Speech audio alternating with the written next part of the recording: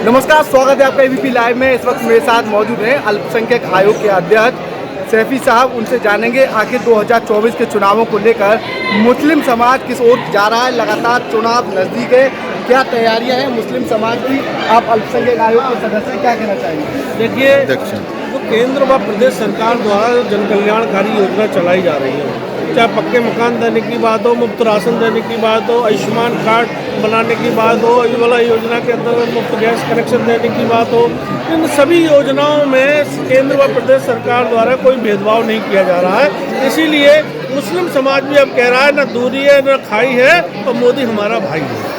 आप मुस्लिम समाज से ही आते हैं, अशफाक सैफी भी आपका नाम है। कहीं ना कहीं मुस्लिम समाज को लेकर विपक्ष हमेशा कायम करता आ रहा है, जिससे मुस्लिमों को भागीदारी नहीं मिलेगी, हिस्सेदारी नहीं मिल रही है, तो क्या कहना चाहेंगे? मैं तो उनसे पूछना चाहता हूँ, उन्होंने 70 साल में मुसलमानों को क्या दिया?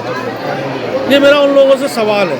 उन्हीं की सरकार में उनको मुस्लिम समाज ने वोट दिया, सपोर्ट दिया, सब कुछ समर्पण कर दिया, और 70 साल बाद आज़ादी के बाद से लगातार मुस्लिम जिन पार्टियों को वोट देता रहा, उन्हीं की सरकार में ये रिपोर्ट आती है कि मुसलमान गरीब है, अशिक्षित है, पिछड़ा है।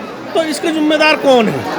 पहला सवाल उनसे होना चाहिए। उन्होंने कितने मुसलमानों के लिए स्कूल बनाए, कितने उन्होंने मुसलमानों के यहाँ अस्पताल खोले, कितने मुसलमान बच्चों को उन्होंने नौकरियां दी? ये सवाल मेरा उनसे है। भाजपा सरकार में लगातार मदरसों को बंद कराया जा रहा है, ऐसा विपक्ष का आरोप है। तो क्या लगता है मदरसों को लेकर? ये इस प्रकार के भय और भ्रम और झूठी अफवाह फैलाने में ये लोग मास्टर हैं।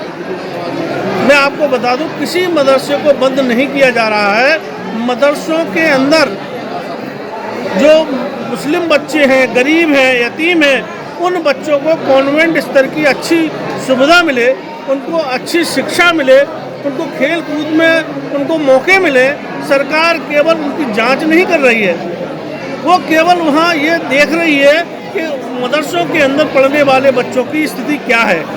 अच्छे कमरे बने हुए हैं हवादार के नहीं, शौचालय लड़कियों के अलग हैं कि नहीं, और लड़कों के अलग हैं कि नहीं, उनको हवादार पंखे लगे हैं कि नहीं।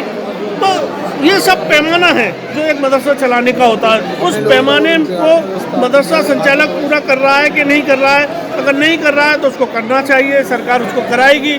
और उसमें और अच्छा बेहतर क्या उन बच्चों के लिए हो सकता है?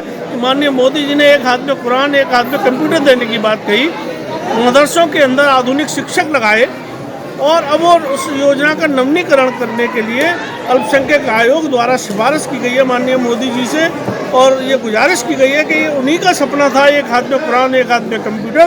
उस योजना को बंद ना करें, उसका नवीनीकरण करें, जिससे जो लाखों अल्पसंख्यक समाज के बच्चे हैं उनको एक जो उनके मन में एक खुशी जागी थी, उनकी आंखों में एक चमक आई थी कि आज़ादी के 70 साल बाद आज एक अच्छी सरकार मिली है जो सबका साथ सबका विकास की बात कर रही है। समाजवादी पार्टी में लगातार भगदड़ मची हुई है, क्या कहना चाहेंगे समाजवादी को? देखो भैया, समाजवादी पार्टी का तो अब उनकी जो नाव है वो डूब चुकी है, क्योंकि उन्होंने अपने जब वो सरकार में रहे तब उन्होंने केवल अपना परिवार का तरफ देखा और केवल सैफ नहीं देखी।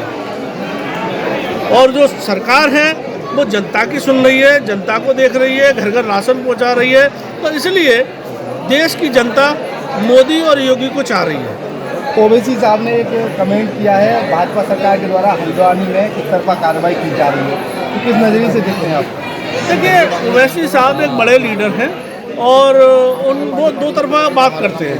संसद में बोलेंगे तो संसदीय भाषा बोलेंगे, और बाहर निकलते ही आग उगलते हैं। तो सबसे पहले तो फिर कार्रवाई क्यों नहीं होती? नहीं, कार्रवाई निश्चित रूप से वो बोलेंगे उसके लिए जो कानूनी दायरा है, और कानून के अंतर्गत अगर कोई व्यक्ति गलत भाषा का प्रयोग करेगा तो उसके खिलाफ कार्रवाई होगी। तो देखिए, ये थे अल्पसंख्यक आयोग के अध्यक्ष अशफाक सैफी साहब। उनके द्वारा मौजूदा सरकार को ऐतिहासिक सरकार बताया है। एबीपी लाइव से खालिद अंसारी, अलीगढ़।